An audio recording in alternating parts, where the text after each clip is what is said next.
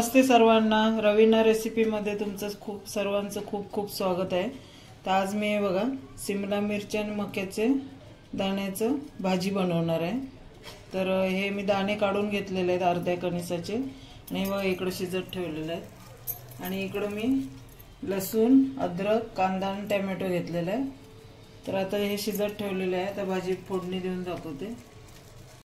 चला तर आपण फोडणी देऊ। ते कढई ठेवलेली आहे, मी गॅस पेटवलाय, त्याच्यामध्ये आता 2 पळे तेल घालून घेते।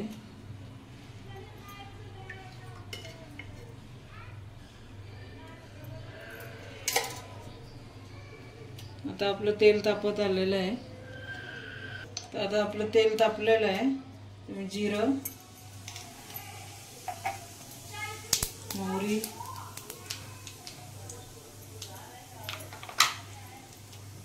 आणि कांदा घालून घेते।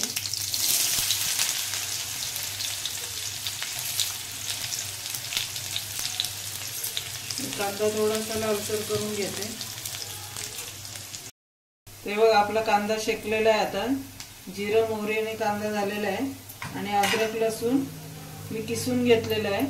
अद्रक थोडंसं घेतलं, अर्धा इंच, आणि 5-6 पाकळ्या लसणीच्या घेतलेल्या आहेत। ते परतून घ्यायचं आणि याच्यामध्ये कढीपत्त्याची पानं घालून घ्यायची। पहिला घातलं तेलात तर उडतं तेल, म्हणून मी नंतर घालून घेते।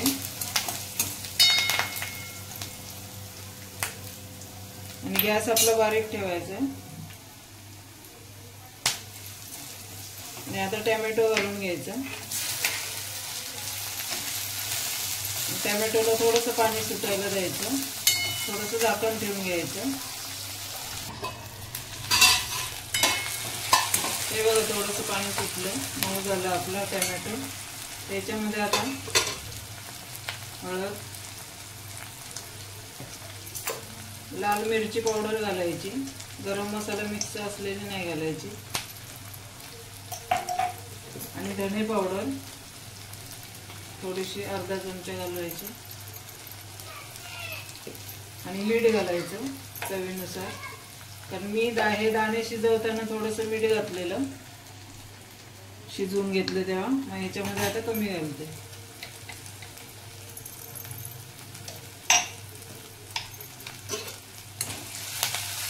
चांगलं परतून घ्यायचं।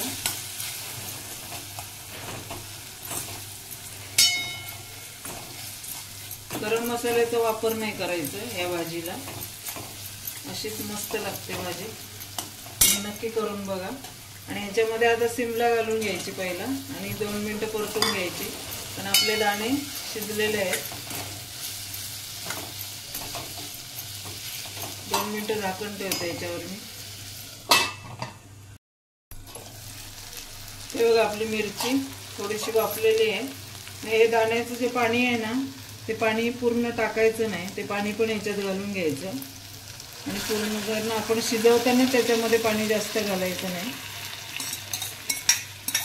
नाही तर त्याचं सगळं जीवनसत्व निघून जाईल, म्हणून चांगलं असं परतून घ्यायचं आणि 10 मिनिटं ठेवायचं।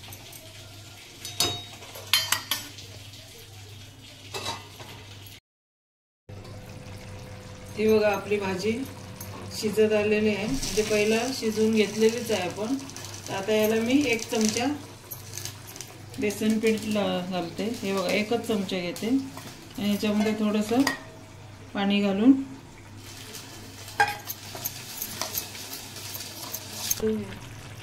ते बघा 1 चमचा बेसन पीठ मी पाणी घालून थोडंसं कालवून घेतलं, आणि आता हे ह्याच्यात घालून घेते।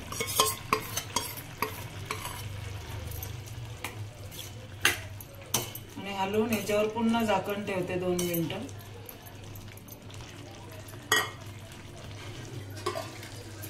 ही बघा मस्तपैकी भाजी तयार झालेली आहे आपली।